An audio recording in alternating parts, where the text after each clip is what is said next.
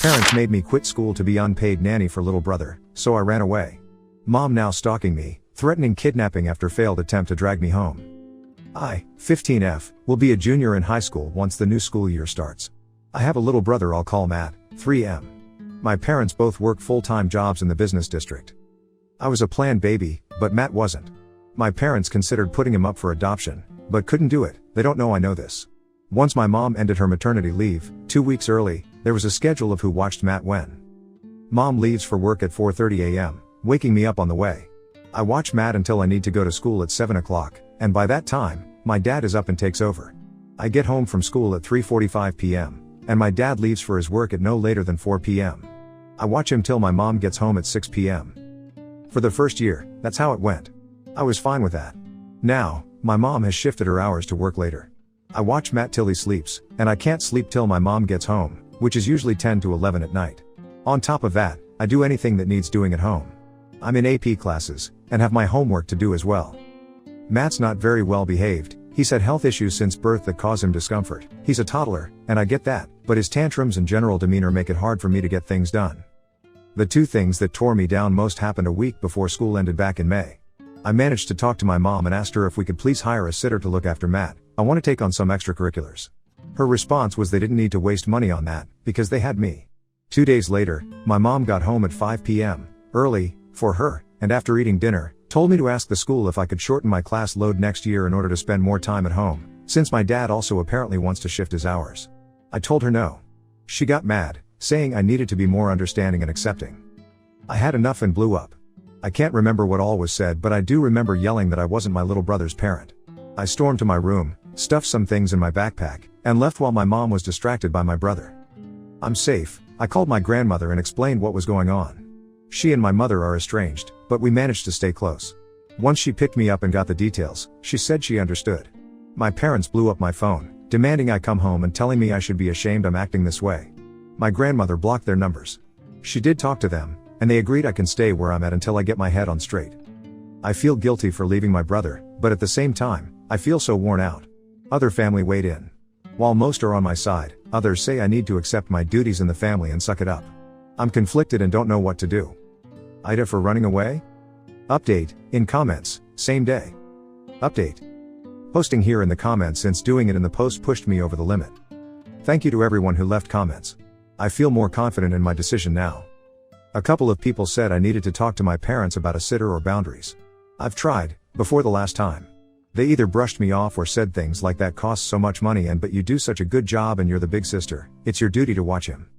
I looked up parentification, since I'd never heard it before, and all the boxes were ticked. I had no idea. My grandmother is talking to an attorney, and wants to set up an arrangement that will let me stay with her my last 2 years of high school. After I graduate, I plan to go to college in another state. Thank you again for your kind words. If something major happens, I'll let you all know. OOP is voted NTA. Update post, July 16, 2023, almost 1 month later. It's been a few weeks, but quite a bit has happened. I'll try my best to keep things concise. Once again, thank you for all your comments and support. They meant a lot to myself and my grandmother, who says hello. Firstly, my father managed to find my post despite my efforts. He told my mother about it, and she proceeded to blast me to the members of my extended family via social media, saying I made them look bad. She deleted the post a few hours later according to my cousins, who support me. A few days later, during a meeting between my parents and myself, my grandmother, and our lawyer, my father apologized to me, and I felt it was sincere. As for my mother, she was silently fuming. Matt was at their house with one of my aunts. They agreed, with great reluctance on my mother's end, to give my grandmother full custody of me for my remaining 3 years as a minor. The next day, my grandmother and some of my supportive family members helped me get what I had for belongings out of my parents' house. I didn't feel true relief until that moment. Now, I'm trying to enjoy my summer. I'm hanging out with friends. Going swimming. I'm relaxing. I'm finally reading books I bought 3 years ago that I never got a chance to read. I'm planning extracurriculars for next semester, and even planning a birthday party, my first in 3 years, for my sweet 16 in February. I'm also helping my grandmother around the house. I do chores, but this time, I'm getting an allowance. Even my sleep has improved. It's a whole new way of living, and it's kind of overwhelming, but I've never been happier. Hopefully, this is the last time I post. I'm going to log off Reddit and go out with my grandmother for some shopping. Thank you all. Relevant comments. Did you get all of your documents? Our lawyer was with us when we went to get my things and requested all my important documents. My father handed them over. My mother hid in the master bedroom. Make sure to go completely no contact. Back when I first left the house, my grandmother blocked their numbers and I blocked all their socials and emails. I don't hate them, life's too short for hate, I don't even think I'm angry anymore. Just disappointed and let down. Any chance they will neglect or abuse Matt when you're gone? Have they before? I don't believe they did. Mom would get frustrated because of how fussy he was, but never abused him. Dad was more patient with him. I think they honestly thought I had some gift when it came to him, like I was able to keep him behave/calm. I wasn't. About her brother. I hope to reconnect with him once he's older, but with our mother being who she is. Who knows? Update post 2, February 18, 2024, 7 months later. Hey everyone. I previously posted in the IDA subreddit about a situation between myself and my parents, mostly my mother. TLDR, I was parentified and forced to devote 99% of my free time to my younger brother. I got fed up and ran to my grandmother.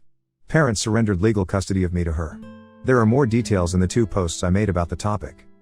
Things have been going smoothly, I'm doing well in school, taking some extracurriculars, robotics and debate team, and still have time to read and hang out with friends. I have started to communicate with my dad, my decision. Never in person, just over the phone. Mostly it's small talk.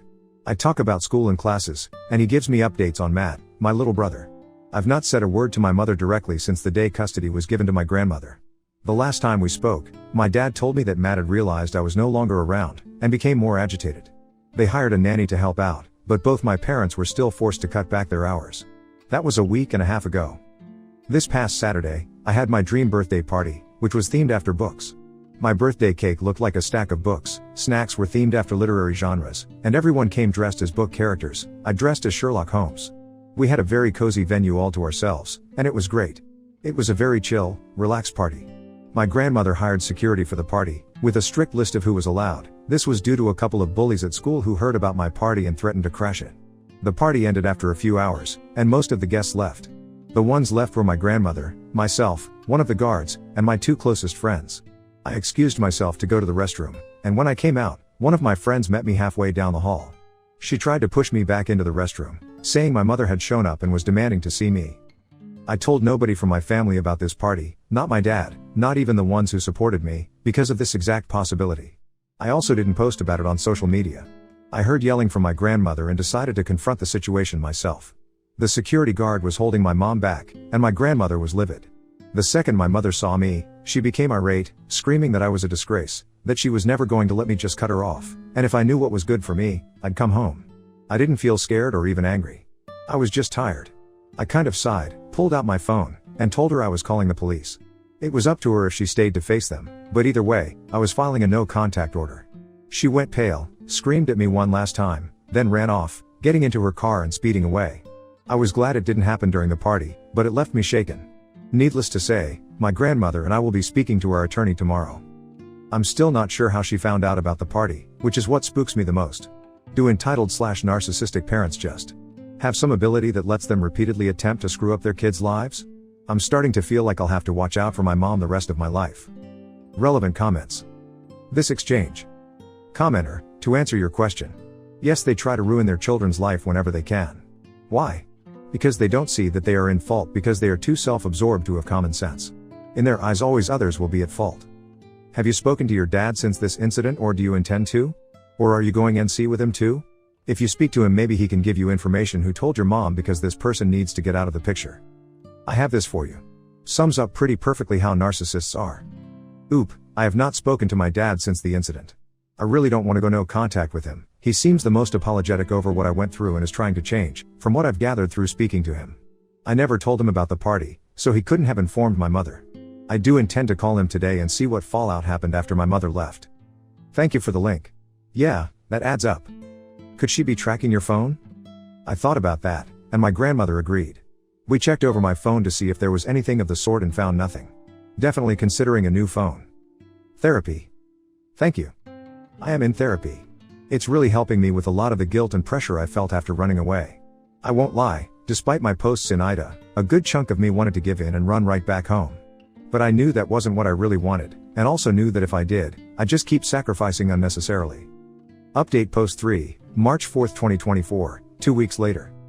Sorry for how late this update is, a lot has happened and I've also been busy with schoolwork. I talked to my dad and told him what happened. He sounded horrified and apologized profusely. I told him not to, since it wasn't his fault. He said he'd get to the bottom of it and get back to me. In the meantime, we spoke to our lawyer and he agreed to my idea of filing a no-contact order against my mother. It's currently in progress.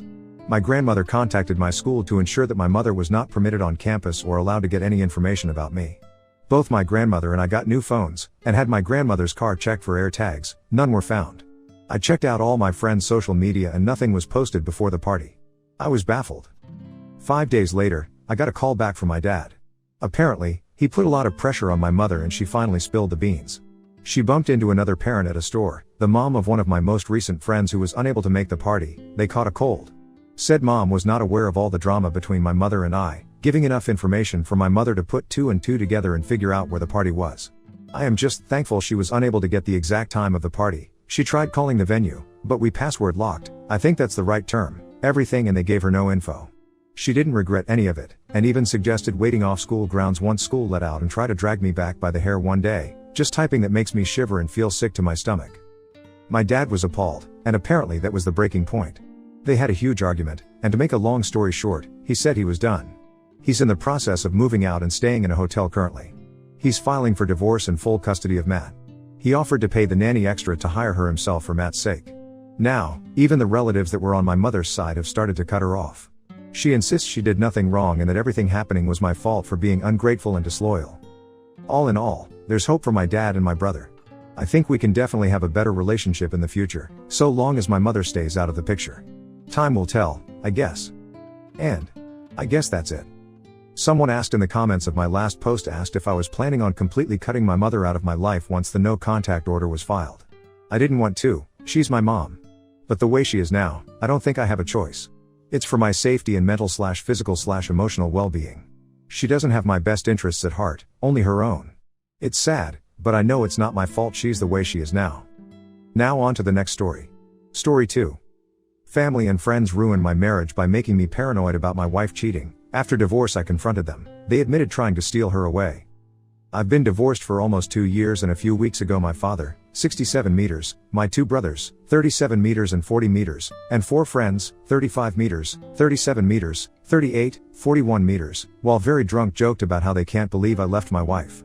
They said that they all tried to get with her since the divorce but she had repeatedly rejected them, saying it would be inappropriate and unkind to do such a thing to me. I laughed at what they were saying just to ease them into saying more, and once they thought I found it funny they really opened up. They had all purposely made me feel paranoid about my ex-wife cheating on me, and using me because why would a woman like her be with a man like me if it wasn't for the money I made? They often hinted at or sometimes even directly said that she wore the pants in the relationship and that she was only with me because I'm easily manipulated. They constantly planted negative things into my mind. If I went to talk with them about something happening in my relationship they would put a negative twist to it or they'd purposely give me bad advice. Then when I lost my job during COVID they all hinted at how she's definitely cheating now that there's no financial benefit in being faithful to me. I obviously trusted them and often took their words to heart and it ruined my marriage. I frequently argued with my wife and I was always accusing her of something or suspecting her of not really loving me. I questioned everything that was between us.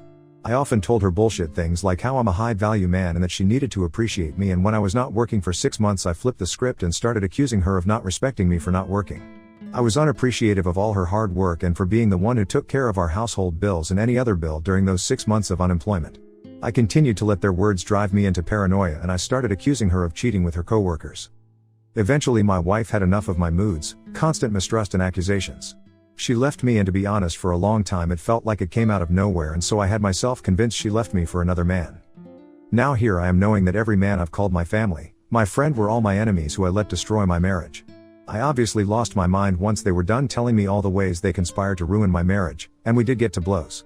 I've cut off all contact with each and every one of them. I want to reach out to my ex and make amends and hopefully get her back. My ex-wife has agreed to meet up with me and she doesn't know exactly what I want to discuss with her, and I don't know how to go about making amends and hopefully mending our relationship. How do I tell her how much I regret everything and that I want her to give me a second chance? Is there even a chance for us?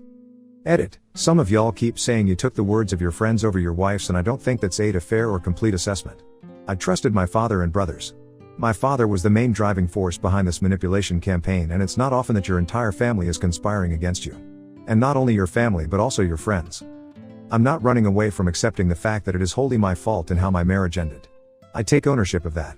I take ownership of the fact that I accused my wife of being a cheater or a user. I regret it all. If my ex-wife doesn't accept my apology, I would accept it gracefully. If she said she never wanted to talk to me or ever get back together, I'd also accept it. I would not stand in the way and I would not try to change her mind. I would wish her well and leave her be. Relevant comments.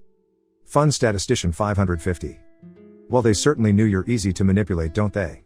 I'm glad you cut these people off. And I would also make a concerted effort to hear your ex out. I don't know if she'll ever forgive you, but at least give her closure if that's what she needs. Oop. As much as it hurts to read this and to see myself as such a person, it is true. I trusted these men. I especially trusted my father and brothers. I never thought my own family would be plotting to ruin my marriage and get with my wife. I absolutely won't get in the way of her unburdening herself. I can only hope she can find a way to forgive me and to possibly trying to get back together, but I'm not holding my breath. I would respect her wishes even if that means she'll never forgive me. Jess, Mo, Jew. So are you telling me that you dad and brothers also tried to get with your wife? Island_Lord 830. I'm shocked they are still alive after a confession like that. I'd command Bahamians just too volatile to hear something like that and not go off. That's just vile. Oop. I didn't include the violence that broke out once, heard it all because I didn't want to get my post banned. Blood was absolutely spilled. And of course I had my ass beat because it was 7 against 1. But I did do damage and an ambulance and the police were called. None of us pressed charges against each other and left it at that. Honestly, I am still raging and I've been heartbroken since. Update March 4, 2024, 6 days later. On Sunday I got to meet up with my ex-wife. I apologized profusely and she was kind and understanding but said she couldn't and wouldn't forgive me. She said that it simply isn't in her nature to forgive, and that despite it all she holds no grudges or anger against me and wishes me nothing but goodness in my life. She did give me some advice and told me that I have been in an abusive relationship all my life and that in order to heal whatever is broken in me that I should cut out my father as he sets the tone for my treatment by the rest of my family. She had pointed out the many ways my father has hurt me or had encouraged my family to mistreat me. She said I'd always be stagnated and unhappy if I continued to associate myself with my family and former friends. I told her that I cut them out of my life and that I've got my first therapy session scheduled in a few days. She said she was proud of me for taking my first step into healing. Our conversation was heartfelt and emotionally devastating as we discussed the many ways our marriage had failed as well as the abuse I've experienced by my father and family. We cried the entire time. We cried a lot. We ended our conversation with a long hug and then we said our goodbyes. Final comment from Oop. Forgiveness is earned through changed behavior and recognition of your harm, but it isn't guaranteed or something you deserve. Some things shouldn't be forgiven, and that doesn't mean it eats away at the person or that it somehow holds them back. So I do agree with her when she said that you don't need to forgive in order to heal or gain emotional maturity. And sometimes forgiveness is not even an option. For her, this one of those things that she simply can't and won't forgive, and all I can do is accept it. As much as I'd like her forgiveness, it is simply not available to me, and that's perfectly fine.